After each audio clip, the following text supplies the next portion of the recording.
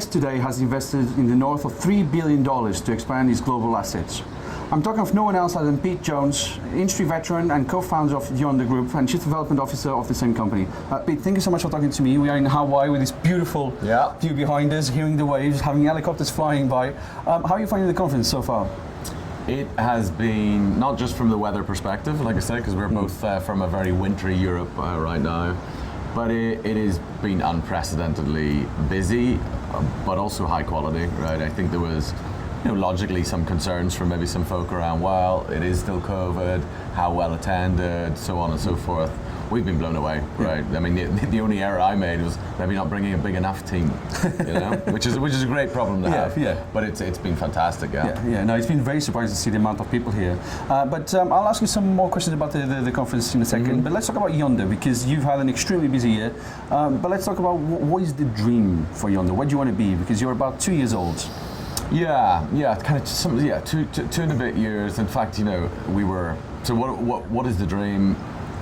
Our aim is to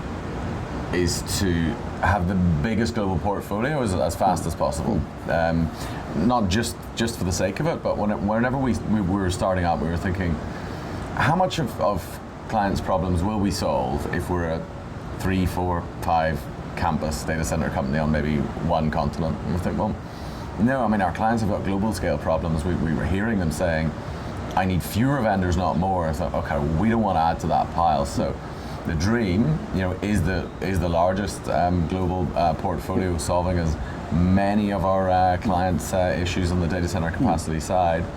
And it's been a hell of a challenge because most of it we built in COVID. So that's the dream.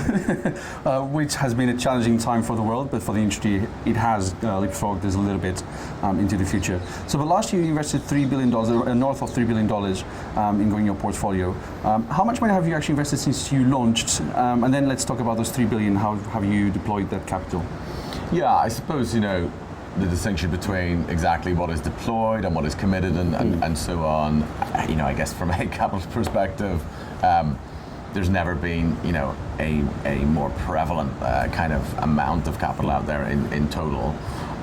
It's in the order of multiple billions that we have committed. We are privately held. Family office is our primary backing. It's in the order of billions of commitment. The distribution of that geographically is, our home turf, if you like, or our founding turf, was Europe, and was the logical place to start. So from a deployment perspective, I'd say maybe like 40-50% in Europe, and then probably a split, almost half and half then between a handful of things in the Americas and Asia. So, but that's kind of because we're opportunistic, we don't have a very strong image in our mind of exactly what the carve up of that should be, because we want to find all of the best opportunities, and as we trip over things and look for them, that makes changes. Okay, a couple of follow-up questions to that. You mentioned you're a private company, which as a startup, it's always the best thing to be. But does the dream include going public one day? Could we see Yondr IPOing in the future? Well, I mean, I guess it's funny the times. No, but it's funny the times you're saying about, in a world where take privates are occurring, from public companies. It's a pertinent question. We are interested in long-term holdings. Our main investor and our portfolio of companies, our family, is founded on long-term holdings. So would we IPO for the sake of it? Is that the roadmap? Is that the end? Absolutely not. If there was a technical reason for us to do so, for a capital or structuring reason or something that was an advantage to us versus the private status, we'd think about it, but it's not something that we're chasing. Yeah, okay. Picking up on what you said about Asia, you've also signed a commitment with the Everstone Group. Yep. So EverYondr, we're going to see that brand growing in India. $1 billion capital committed. Yeah. Talk us through that project. So we were thinking about India for a long time, as a lot of other people were. And Massive opportunity. I mean, it is, yeah. And we were, I guess, there was a period of, I kind of want to say like 3, 4, 5 months where a number of folk, including us, announced these joint ventures of some flavor because you got a partner for sure. So for us, it should be challenging, and it is going to be challenging. For us, so it's our first joint venture, and we're very nervous about it, right? But nervous in like a healthily skeptical way, because me and the rest of the leadership team, we've been in, around, or on the receiving end of loads of joint ventures over the years. And so, where do they most commonly go wrong? Like, what is the good, the bad, and the ugly of all of our collective experience of joint ventures? And one of our, specific to the Everstone case, our real philosophy is, in almost every case that I've seen or been party to a joint venture, it's when the two parties think that they're bringing the same thing. This kind of overlap of expertise, because then you set a scene for, oh, well, I'm better at that bit than you are. So we intentionally look for almost mutually exclusive skills. So, the Everstone folk, they built the largest industrial logistics portfolio in all of India. They were our top choice. And we had some convincing offers. I'd say. Such as? Well, in a world where it's so attractive to just jump in, they were healthily skeptical as well. We thought, aha, now we're on to something here. But skepticism is healthy as well when jumping into something like this. Oh, well, because you don't do it lightly, right? So and we're doing our first campus. We're breaking ground now. So that's a 60 meg campus in Navi Mumbai, and there's a whole load more coming after it. It's hard. Yeah. So Mumbai is coming online in 23. Will be. Yeah. Okay. Would you say that are we reaching? Whoever doesn't get into India this year or maybe next year, is this the last few months that people have to win the game in India? Or there's still time for other people to enter? Because of course we've seen, as you mentioned, there's been quite a few people, Digital Realty, EdgeConneX, Equinix, Vantage, you. Do you think this is the last year that people can really make an impact in it, and then they're just going to be picking up the pieces? I mean, the easy thing is the start. If you say broadly speaking, in the developed world, and as if we say broadly speaking, the US and Europe, execution is getting harder anyway. We've got the supply chain challenges, for various reasons. We've got talent shortages. We've got, and that is in the places where we know. The execution risk in India is way higher. Yeah. But the stakes from the client perspective is still the same, right? The SLAs have got to be as robust as they are everywhere else in the world. Standards have got to be the same, and we've got to deliver on time. So, is it too late for new players to enter and to make the start? No, I mean, that's kind of limitless. The real question is, at what point are those who succeed and those who fail going to diverge? Because there's a sense of kind of binary performance here. There are some facilities, which were double-digit numbers of megawatts that were delayed by. Like the delay is measured in years, not months, not weeks. Because so the cost of being wrong in India is, I would say, an order of magnitude higher. And then, knowing our part in the value chain for our clients, even higher. So long-winded answer to anyone can start today. The list of partners is shorter, of good partners, but it's the end and the delivery of those megawatts that I think is going to separate the market. Okay, and then beyond the markets that you already serve, I mean, there's a lot of other regions and geographies that need data centers. Where else are you looking at? Because if we look at your website, we get quite a healthy list of destinations, but where else are you looking at? Everywhere. Yeah. No, and I'm not being flippant when I say that. How do we make our decisions? There are a couple of features that back up our decisions. And typically, is there a reasonably healthy chance of an addressable market that would, support one of our clients' kind of near-term P&Ls? Yeah. So, is there the economic means in insert name of country and then think about name of metro to kind of fiscally support something? And if we tick that box and then we make sure that there's nothing really from a quote-unquote fatal flaw market entry perspective, the world is our oyster, right? And we're getting more and more inbound requests from clients saying, can you help us out in a place that we maybe never considered? And so there's, like I say, it's almost by exclusion. Unless there's something wrong with the country, or we really, really have a problem with a geopolitical or an ethical thing that we say it's not for us, everywhere else is good for it. But then, you know, that kind of distorts what our headcount looks like. You know, we've got a site selection team of like 40 people. Yeah, that's all people For a 2-and-a-bit-year-old company, it seems really wonky from the outside, but you know, this is it. At least you're well capitalized as well. I mean, you know, and these people are hard to find, right? I mean, I'm over the moon that we've got a team of A players of that size. I look back 2 years and think, when I was last here, and COVID was not only starting, I was thinking, how the hell am I going to get this done?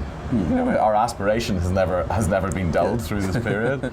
That's been good, you know. So, long answer to that, but it's really a case of there's a short list of don't goes. Yeah. On everywhere else, we're open to. But can you give me maybe exclusively one country, one city that you will go into that you haven't announced yet?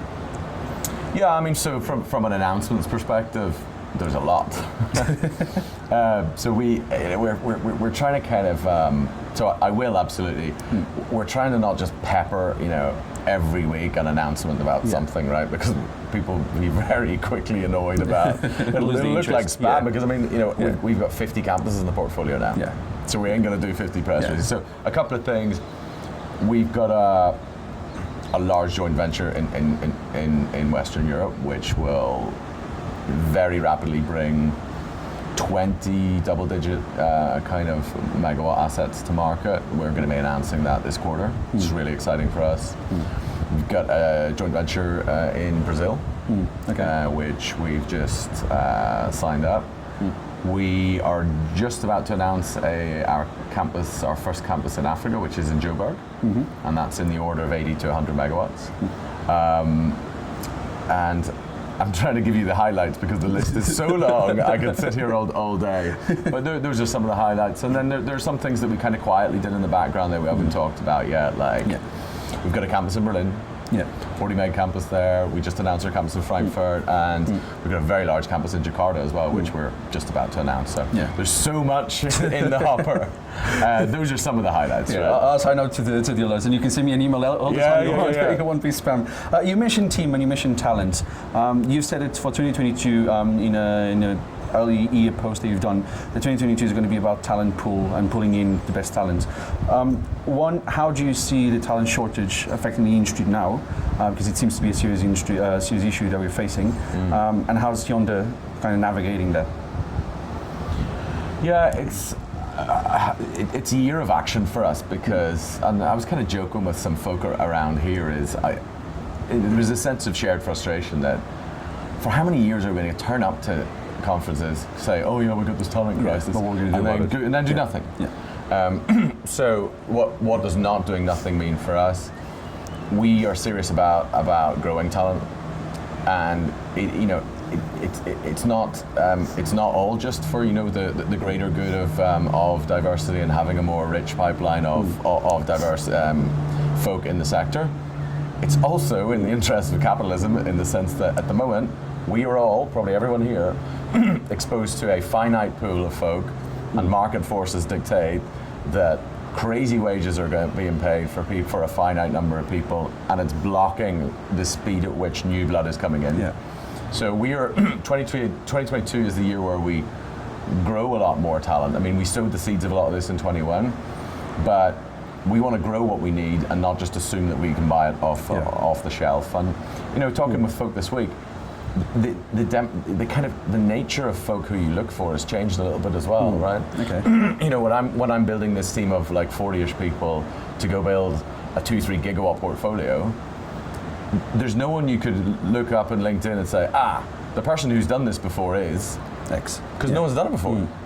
So there's how we're approaching and what we're doing, sets us a different flavor of challenge. It's still really hard to get people, right? But I think we're a bit more open-minded to let's get folk in, or maybe earlier in their careers, cross-train folk from other industries, and accept that there's no such thing really as off the shelf for particularly what we're doing. We've got to invest the time and money and patience into bringing those folk in and making them their best selves for what we need. And it's a generational problem as well that we need to fix, even from the younger kids all the way to universities, to future-proof us into the future. Yeah. But Pete, going back to PTC now, going back to this lovely view, 2022, what do you expect the topic to be in 12 months' time at PTC 2023? What do you think is going to happen in the world that we're going to be talking about in a year's time? So we're back here this time next year. Yes, What are we going to say? We're going to be doing exactly the same setup. What are you going to be talking about next year from an industry perspective? I think we're going to talk about that some market separation will have occurred. And I'm absolutely happy to be wrong, but I think I've been surprised, right? So if you agree that COVID has put, a real sense of amplification on digital infrastructure generally, and money coming in from absolutely everywhere. We didn't have a shortage of money before this, of capital coming in. So for me, there's a certain sense of, okay, because there are only so many good, reliable places, even with all the new platforms, it is finite. It's feels almost like there's an infinite amount of money wanting to be in the space, a finite number of good places to put it. Yeah, there's got to be some separation. There's got to be a change there, right? I mean, I've been surprised how persistent some of the new capital has been in saying, no, I really do want to be here, and being quite persistent, but that can't go on forever. So I think we will be saying, hey, isn't that interesting that so-and-so actually withdrew and decided it wasn't a good idea, or a consolidation over here, here, and here is something we didn't anticipate, and there's a sense of that market separation. So I think we'll probably be talking about that, and I wonder will we be talking about, will folk have figured out what edge actually means? Finally, after so many years. Well, I mean, just talking in the bars and restaurants, with all of our great peers, knowing our place in the value chain, I think is something that I talked to quite a few people around, which is we don't need to care what the end user's use case is. That is none of our business, and probably we don't understand a lot of it. But what are the common features? Okay, it is a large number of smaller than we would expect data centers plastered all over the globe. And they are closer to users than we would have thought about before. Do we need to know much more than that as a sector? I kind of don't think so. But we seem to be hung up on the use cases downstream and so on. I wonder will we have worked that out, what it means. Is there a willingness to pay the premiums that these things generate, right? Because for years we were searching for economies of scale by saying, no, let's consolidate everything into these massive couple of 100 megawatt, things, and have a smaller number of large facilities for the lion's share of capacity. Now we're almost intentionally saying, no, we're going to intentionally look for a disaggregation of scale for this new purpose. But I don't even know if anyone's willing to pay for it, right? Because it generates a premium. So I'm skeptical that we will have found all the answers, but it feels like the market will have moved, and will, even if we know what it really isn't, it's still better. It's delimited than what we know today. A couple of those, and I think the energy conversations are going to become even more critical. I would say. So there's a couple. Okay. Well, Pete Johns, I believe the word is mahalo. Thank you. Thank you for joining me. Thank you. And for you at home, don't forget to visit our website and give us a follow on social media. Thank you for watching, and keep track of the latest news and features from the digital infrastructure sector worldwide on the Tech Capital. At the Tech Capital, you lead, we report. Bye for now.